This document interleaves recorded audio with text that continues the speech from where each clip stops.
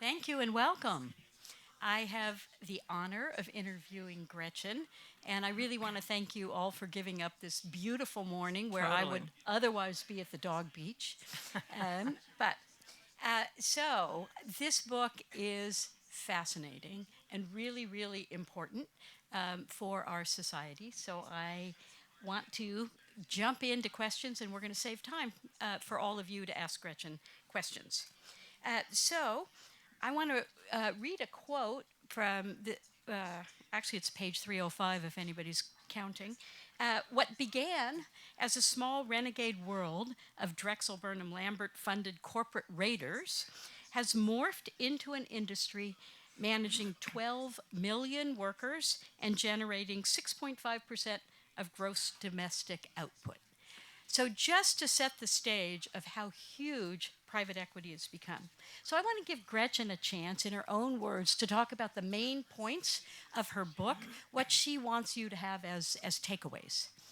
Well, thank you, Frida. First of all, I want to thank everyone for coming on such a beautiful day. I really thought maybe we'd have two or three people. It's great to see a crowd. Thank you for giving up your day to talk about a what I believe is a predatory economic industry that is really widening the gap between rich and poor in this country. And I love Frida because she is interested in closing the gap. So she could not be more different from the people I am writing about. And closing this gap is, I think, more crucial than ever. The people I'm talking about are the big, powerful private equity firms like Blackstone, Apollo, Carlyle, KKR, that use heavy levels of debt to buy companies, make them more efficient, quote unquote, and then sell them within a short term time frame, 5 to 7 years, at a profit, they hope. Private equity is invested in by a lot of public pension funds who provide oxygen to these people that run these firms and to their business practices, which I believe are problematic for the economy. So we have a very small group of extremely wealthy people who have capitalized on this system over the years, and we have a very much wider, bigger array of people who have been harmed. These include workers at companies who are taken over and then fired. These include pensioners whose pensions are sometimes decimated when the acquirers come in. These include customers in many cases. One very trusted academic study showed that nursing homes owned by private equity, residents of those nursing homes, died at a rate of 10% more than in non private equity owned nursing homes. Again, this is part of the efficiency that they're doing, which means not hiring enough staff.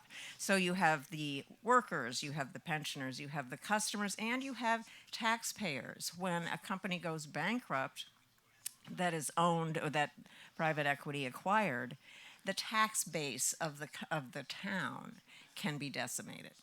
So the taxpayers end up paying the freight. And when pensions, which were previously backed by the government, are taken over by these companies and they go bankrupt, again, it's the taxpayers on the hook. So we have a wide array of people who are harmed by a system that really is a billionaire creating machine.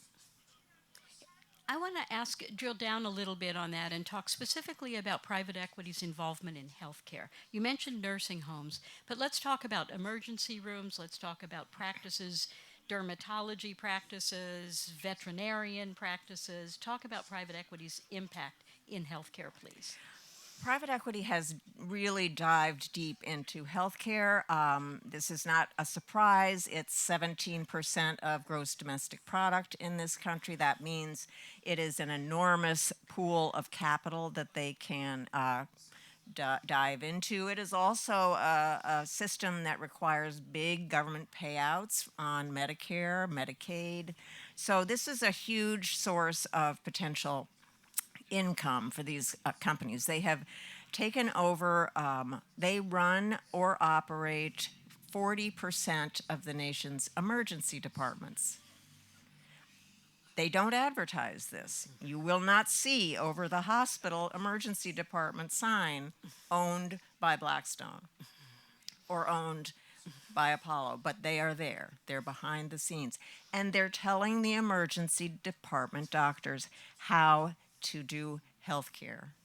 And they are starting to push back on this, Frida. There's actually a group of doctors in Michigan that are organizing, trying to form a union so that they can continue to do the right thing for their patients in spite of these efforts. We also have private equity in nursing homes, veterinarians they've taken over, dermatologists, anesthesiologists are a huge area for private equity. Again, sometimes it's hard to really capture how much they're involved, but what I tell people is when you go to your veterinarian, when you go to your dermatologist, ask them, are you owned by private equity? Because what the studies show is that you will be subject to more tests to generate more revenues, and the doctor will spend less time with you, and other members of the staff will spend more time with you, the less expensive members of the staff. So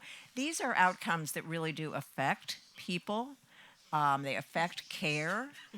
I was going to say also, I think in an article you sent me, just New York Times, was it yesterday, day before yesterday, really interesting article on this whole subject, talked about doctors who have spoken out being fired.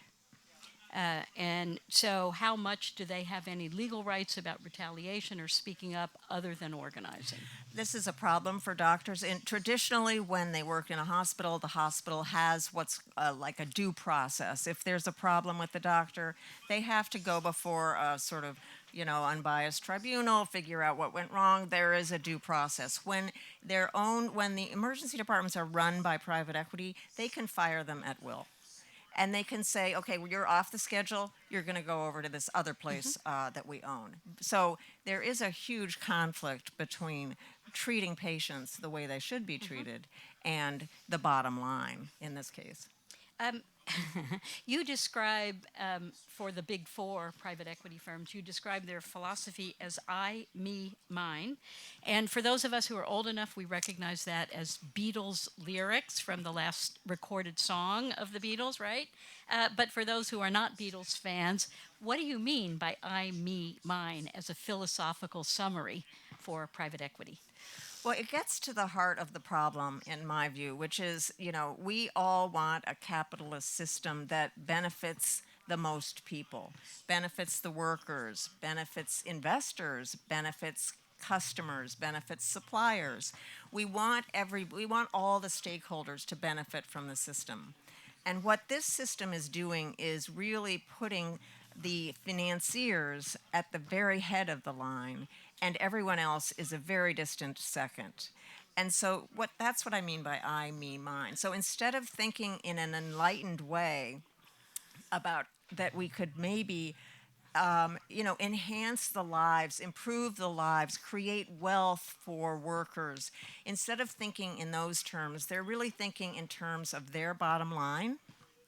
And they often hide behind the idea that we are investing for pensions.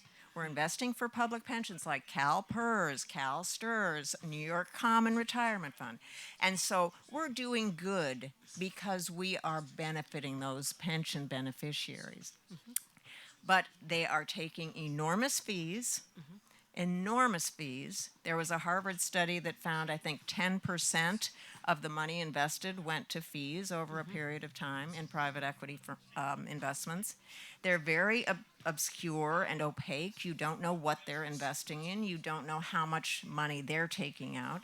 They're subject to really problematic fees that the SEC has attacked these firms for, which diminished the value of the investments.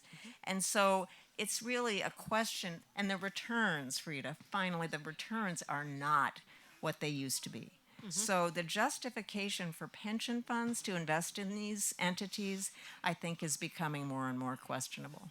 So not everyone has loved your book as much as I did, especially those from private equity. And this issue of the public pension funds investing. So I mentioned the dog beach earlier. I was on the dog beach yesterday morning, and I had this interesting conversation with a gentleman who's been a management consultant to financial services firms for decades. And I told him how lucky I was that I get to interview Gretchen, and he said, everything she says is wrong. I haven't read the book. I thought, there you have it. You know, there's that really rigorous investigation that we all want to see. And then I listened to a podcast with Scott Galloway, who said, I don't agree with most things you say, but you're fearless. And he said, I'm a great admirer of Gretchen's. You're fearless, but I don't agree with you. How have you managed to get in under so many elites' skin? What buttons are you pushing that you're getting this pushback? I think the main button I'm pushing is called real journalism. Okay, so these people are extremely powerful, very wealthy, and they're lionized in the press. My colleagues in the media, you know, cover their every move. They watch what they do, where they buy homes, you know, where they vacation. They're really held up as kind of people to emulate. They're on Nantucket, not here. They're on Nantucket, right? Perfect. So anyway, so they're not used to having people question what they're doing, and they've had a really nice 30-year plus role where people haven't really questioned it, where they've been, you know, accepted as brilliant financiers who are creating efficiencies in the companies that they take over, and are creating jobs. So this is really the counter argument to that. One quick anecdote. When I was reporting the book and reaching out to the firms, I wanted their participation, of course, because that always makes the story better. And I reached out to Blackstone because there are a couple of anecdotes involving Blackstone and Steve Schwarzman, the co-founder. And I said, you know, my thesis here is that you're widening the gap between rich and poor in this country, that you're at the economic controls, that it's bad for the country, and that you're, you know, be creating billionaires in your own halls. And so, you know, they said, no, that's absolutely wrong. That's an 80s caricature of the, you know, Raiders from R.J. Nabisco days. And you're wrong. We've actually created net new jobs. We've created 200,000 net new jobs at the companies we've acquired in the last 15 years. Well, this goes against a lot of academic research that shows that they fire people. One that shows 13% decline in employment at these companies after taken over by private equity. So I said, wow, that's fantastic. 200,000 net new jobs, that's great. I would love to see the data behind that. And I had provided the data to them that I was using for my argument. And I thought, well, this is going to be good. I'm going to actually be able to see those jobs, where they were created, which companies. So I wait, and I wait. A couple of days later, I get an email. We respectfully decline. So I'm sorry, if you can't provide the data, I'm just not going to believe it's there. Yep, I don't blame you. So your origin story, you are a superb journalist, but you also started as somebody working in financial services. Tell that origin story. Okay, it was ancient history. So Well, it I'm was, older than you are. I not don't to me. think so. Anyway, it was 1980. Well, first of all, my first job in New York was as a assistant. I used to call myself slave, but that's not right anymore. But assistant at Vogue magazine, making $8,000 a year. And so I was, you know, struggling to climb the ladder, and I did finally start writing about personal finance in Vogue, which no one ever read those stories. And I decided, you know, I can't make a living. I don't have a rich father. I don't have a rich husband. I didn't have any husband. I'm going to have to make it on my own. I'll see if I can go to Wall Street. Wall Street had just recently lost a big case in which they had been attacked by the EEOC of not hiring enough women. So I was a beneficiary of that. They hired me Dean Witter Reynolds hired me as a stockbroker. I had no sales experience, but I aced the phone test. I gave great phone, and they hired me. And so I spent 3 years there. I sat down in my chair to start selling stocks in January of 1982 when the Dow Jones Industrial Average was around 780. So, perfect trajectory for success, but it wasn't for me. So, I did 3 years there. I learned where the bodies are buried. I learned the way the world really works. And it was a great experience, and went back to journalism. So tell us about what propelled you to describe yourself as an accountability journalist, someone who wanted to talk about harms and help expose things and help right wrongs. What propelled you in that direction? Well, when I was a stockbroker, lived through a mini bear market in 1983. It was the sort of first almost tech bubble. Some computer stocks you don't remember. Mitch, you remember them. But anyway, I lived through that, and it was harrowing for customers who lost money. And I felt terrible, even though it wasn't really my fault. They had wanted to buy. Everyone was kind of engaged in this idea that this was the new thing they needed to be. I felt really a lot of guilt. And if you have a capacity for guilt, that job is not good for you. But anyway, so I learned what happens to people and how traumatic it can be to lose money in these things. And that was really propelled me to want to understand the truth about investments and what's, beneath the surface that you don't see, and how people can really protect themselves. So is there any hope? For what? Good. The world at large? Yes, we can do that a little later. Well, one thing, your book talks about regulatory reform, but in one of the recent podcasts you said, well, you're not so sure about that because when a door closes, they find an open window. And so it's kind of this whack-a-mole game, kind of arms race, if you will. So how can we bring, you talked about opacity in the industry, how can we bring more transparency? How can we create a level playing field? And related to that, I'm very interested in what's the intersection, if private equity was more diverse, if it was more representative of the pensioners demographically, if it had more U.S. racial minorities, if it had more women, would it make a difference? How would it change the culture? I have not worked in a private equity firm, so I don't know what the culture is like. I have a good idea, but I'm just speculating. But I cannot believe it would not help to have more women, more people of color, more people who came from reduced backgrounds, not the elite Ivy League graduates, more people who have experienced poverty or near poverty, and who really understand what financial practices can do to them and their lives. I cannot imagine that would not be helpful to these firms. Their mindset, they're right now in the mindset of, we have to make a return. We don't care how it happens. Boom, we're doing it.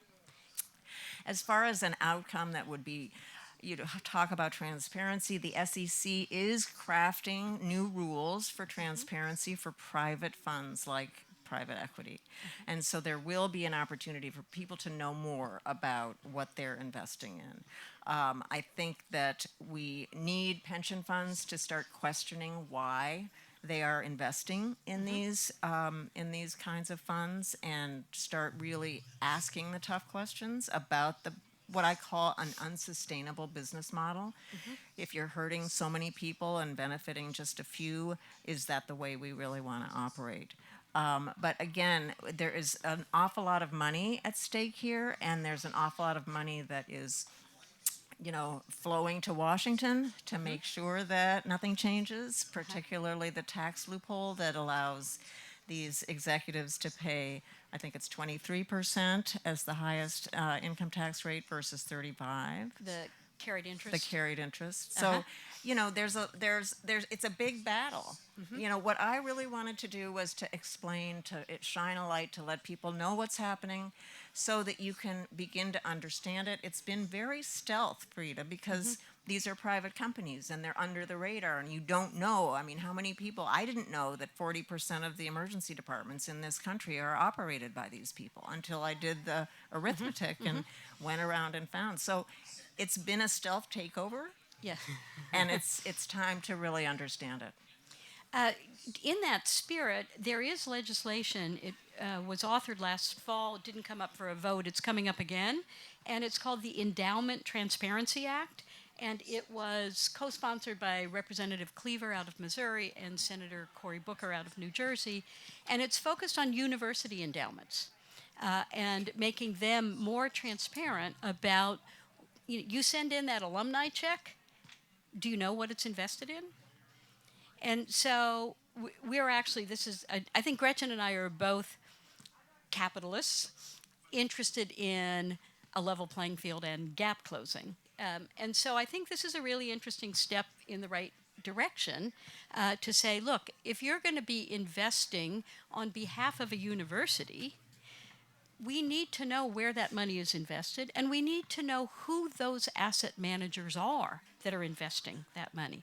I won't throw anybody under the bus here, but there's a ed tech fund that's very focused on impact, which is Reach Capital, and we are LPs in Reach Capital and have been in every one of their funds.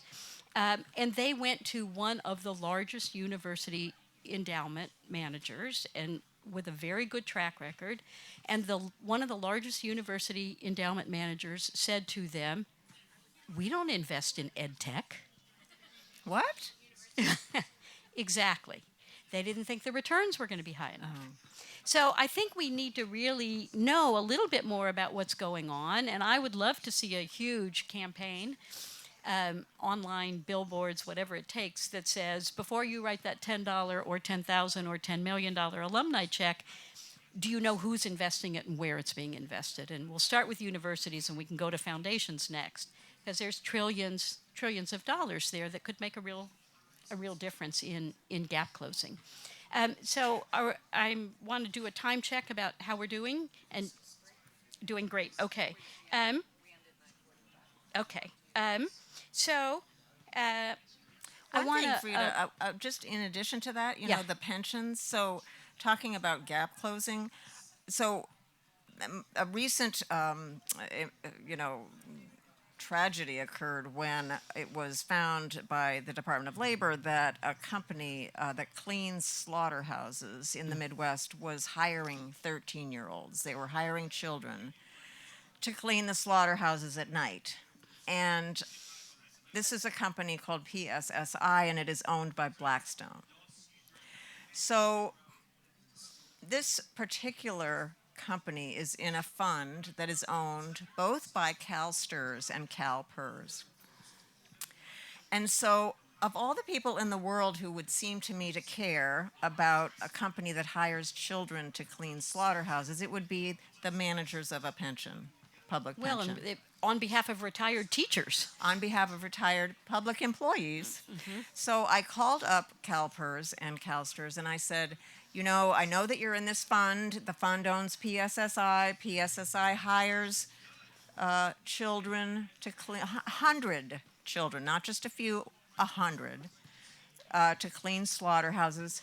Are you at all concerned about this? And are you going to continue investing with Blackstone, given that they are the ones who own this company and have 3 members of their firm on the board of this company? Okay.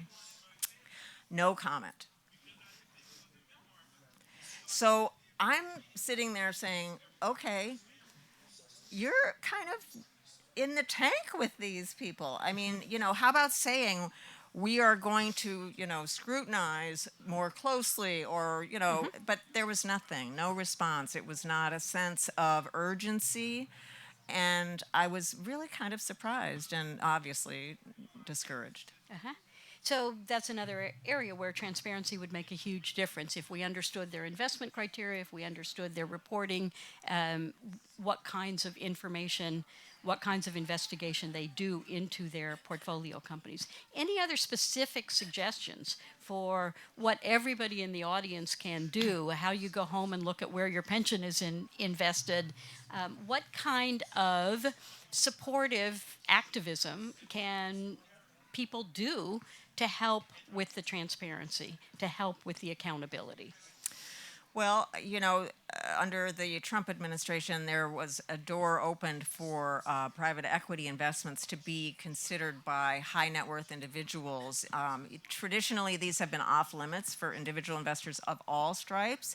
And so it was, the belief was, at least the argument was, oh, we need to allow individual investors to take part in these great investment vehicles that generate such great returns. They can't be left behind, was the quote. And so, I would say, do not invest in those things. I mean, just be careful about that. You might get, Blackstone has an enormous real estate investment trust, for instance, that's invested in a lot of different real estate and is having difficulties because there are more people who want to take their money out than they are allowing. So they put up these gates and it's not liquid. People can't get out. They probably didn't read the fine print to know that they couldn't get out in this case. So I would say, be careful about being pitched on some of because they are going down from institutions only down into the individual high net worth and individual investor class. They're trying to expand their, pool of possible investor money. It's very hard to find out who owns the company that you do business with. I think that's by design, but in any case, it's very difficult. So you can't, I say, go to the emergency department and say, hey, by the way, are you private equity owned while you're, in an emergency situation? Probably not going to happen. But certainly you can ask your doctor, ask your veterinarian. And I just think awareness of what is happening is a good thing. And I think you'll start to see, as I have recently, more headlines about people questioning private equity, questioning the returns, questioning the business model. And I think it's just a moment where we can say, okay, we want to have more people benefit from capitalism, not fewer. And if that's the direction we want to go in, this is not it. There's another thing you talk at length about, which is how difficult it is to find out the real underlying value of what's in the portfolios and sort of how often these funds update the real value of what's in their portfolio, what's called mark to market. Can you talk a little bit about that? And is that another lever that investors can pull to make this situation a little more fair? So unlike a stock investment fund, unlike a S&P 500 fund, mutual fund that you own, at the end of every day, you know where you stand, you know whether you're up and you're down. Private equity does not value every day because these are private companies, and so they don't have to do that. And so you end up having this lag period behind where they have to actually value it and what has gone on. And we've seen this in particular this year because of rising interest rates. A lot of these firms who are using a lot of debt are finding that companies are under stress because of the heavy debt that they use and are going bankrupt at a faster rate than I think since 2013. There are more private equity bankruptcies than there have been since 2013 so far this year. So you do have these issues with valuation where investors can believe, like CalPERS might believe that they're up 10%, but in actuality they may not be up 10%. They may be up only 5% because a lot of these valuations are estimates and lag time. And so that is it's almost an alignment with the chief investment officer of CalPERS to pretend what the valuation is. So it's an interesting question, and I think valuation, we really need to have better scrutiny and more clarity on what the valuations are. So how would we change how we hire and how we reward chief investment officers? I think it's just about hiring people who have these values and have these goals. And it's not just about the bottom line. It's not just about, the shareholder capitalism where the only concern is the return to the shareholder and everybody else in the equation is not important. I think we really need to have a mindset change about that. Yes, I understand they're trying to produce wealth for their pensioners and to produce a prosperous retirement. But at what cost? At what expense? And so it's these efficiencies that they do. What are the cost of those efficiencies? Asking those questions. I mean, I don't think it should be that difficult, but it has been difficult to get people to think in those terms. Well, I know chief investment officers are only judged by returns. So I think if we changed that formula, that would go a long way. And I know in our own very little, small, early seed stage investing, part of our investment diligence is we ask if this business succeeds, who benefits and does anyone suffer?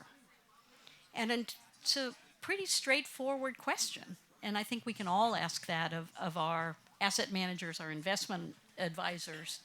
Pretty straightforward. And it helps us decide who to back and who not to back. Any other suggestions before we open it up for questions? I'm at the ready. Let's go. Okay. There's a microphone over here. Your turn to tell us we all got it wrong. I assume you're including hedge funds on the I am private not equity, including hedge funds. but it's the same kind of issues. It right? is not the same. They often invest in publicly traded stocks. They But- often but- invest but, in. but there's no transparency. and There's the- less the transparency, yes. Reporting is fudge. That element, yes. Fudge. And could you discuss the political impact of both hedge funds and private equity leadership, like Schwartzman, on politics and the court? You didn't mention any of that. Okay. Well, the impact of these very, very wealthy private equity firms and their executives on politics is immense, not surprisingly. Schwarzman was actually a Donald Trump advisor and was at his right hand for many of the decisions that he made about the economy. And so they are very powerful. When the Congress was entertaining an idea of how to close the tax loophole that has made so many billionaires out of this industry, the private equity industry threw money at Kirsten Sinema of Arizona, and she was able to single-handedly stop that legislation. So money in politics is an enormous problem in this, and these pools of capital that these people have to spend are ginormous, because over all of this time they've been building up these massive amounts of money. As far as the courts, that is not an area I cover, but I am sure that they are equally interested in manipulating outcomes in the courts. I would hope that they would have less ability to buy judges, federal judges, but that would be certainly an area that I would love to look into. Hi. How can we regulate this on a federal level? Because we can individually do things, but it's not going to make a whole lot of difference. It seems to me we need to have overhead regulation. So the question was, how can we regulate this on a federal level? Because we can do little bits around the edges, but we need something overview. And yes, that's absolutely right. I think the SEC is trying to do that with some of these transparency rules that they're creating. They're getting a lot of pushback. I also believe that the Department of Justice and the Federal Trade Commission could be much more active in stopping these acquisitions. They traditionally only do antitrust efforts like that for large acquisitions. They have to reach a certain threshold. And many times when you're taking over doctors' practices, for instance, they're very small. But once you have enough of them, you do have a market control issue. So I think the FTC could be much more aggressive in stopping or scrutinizing these acquisitions and how they roll up industries. And also the Department of Justice could be much more aggressive. And we're starting to see that. But again, there's going to be immense pushback from this very wealthy group of people.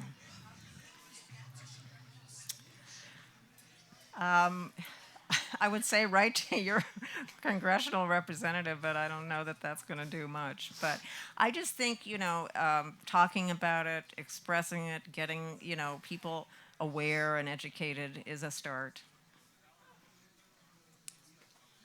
Hi, Gretchen. Hi. Very serendipitous talk for me today, at least. I'm actually considering a job offer with a company that is owned by a private equity company.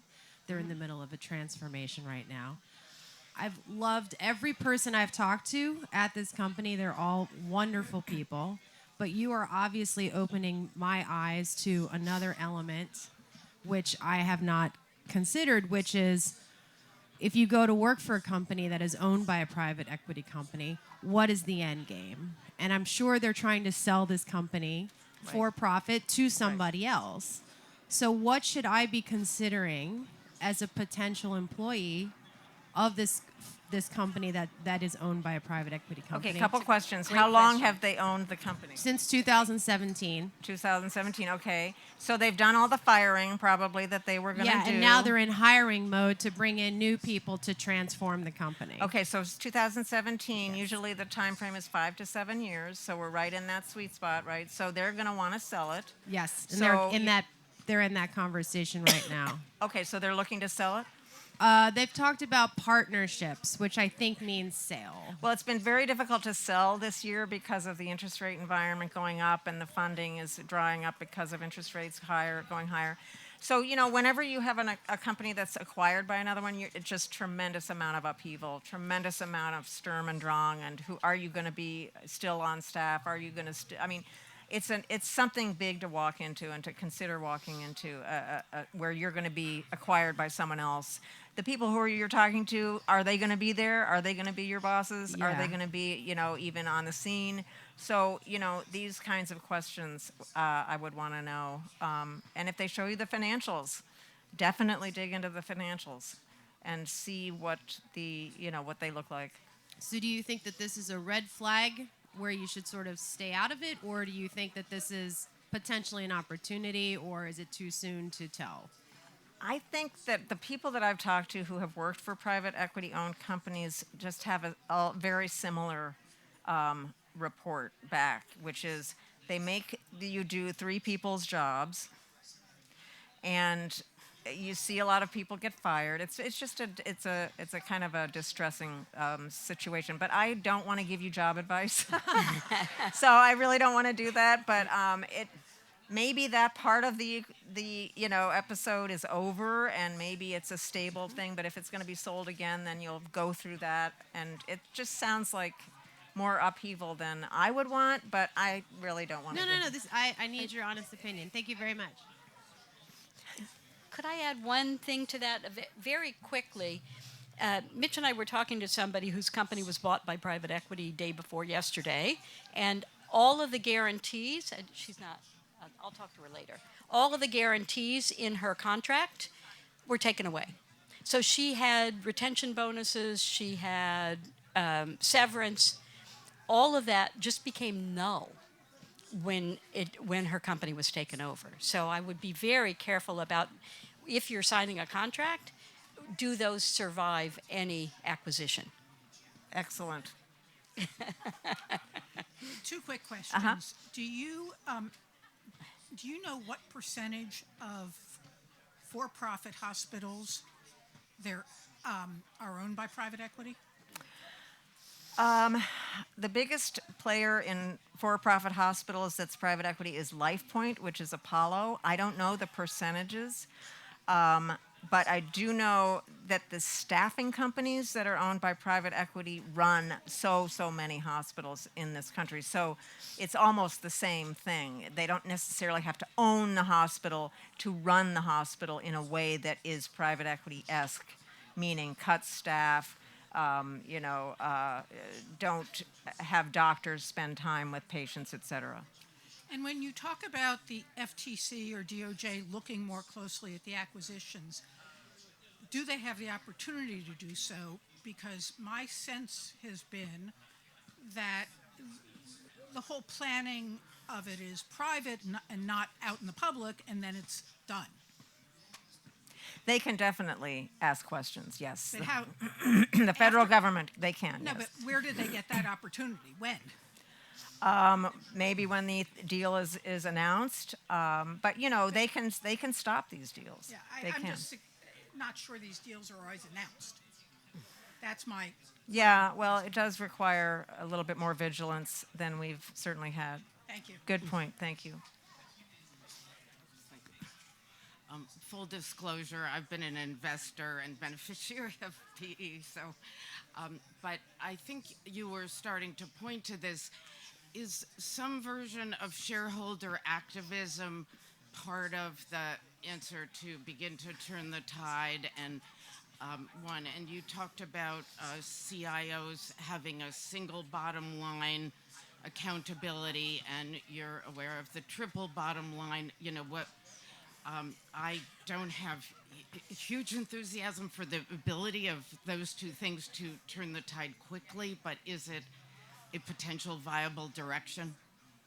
Well, I think the just getting people to think about it, that it should be more than just one single return, is very valuable. As far as shareholder activism, these are not public companies, so you can't get people on boards, and you can't get institutions to rattle the cage like maybe labor unions or whatever to rattle the cage on the board of the company. But I think that the concept of some of the shareholder activism that we've seen, which is about sustainability, and that this is not a sustainable business model, is very crucial to getting somewhere with this. So yes, they can't, get people on the board, or they can't have unions voting for these kinds of things, but getting people talking about this being an unsustainable business model in the same vein as some of the activism that we've seen, I think could be very valuable. Yeah, or if there was some point of pain or some cost to Yes. the continuance. All right, thank you. Okay. Is that it? 1 minute? Oh, okay. Talk fast. Hey, sorry. So I'm in climate tech startups, and there's a lot of climate tech VCs. And I've actually heard also there's private equity funds that invest in climate goals and sustainability goals more broadly. I'm wondering if you think this is possible, and if so, what some good examples of funds you've seen that do this well are. That would be for you. Well, I think very quickly what you want to look at is what are the investment criteria. You want to talk to other founders that have been funded. That's the best source. When entrepreneurs talk to each other, would you take money from them again? Would be a really important one. Are they going to throw the CEO out? Are they going to throw impact out at the first speed bump? Or are they committed to climate justice, long-term, staying with the company, making sure it survives? Thank you so much. Thank you. Wonderful. Thank you. It's a Thank you for coming. fantastic panel. Thanks to both of you. And Gretchen's book is for sale. The book sales are right over there. Please support Bunch of Grapes Bookstore. And Gretchen will be going over and signing her book for the next half hour. And our next session is about the book Rough Sleepers.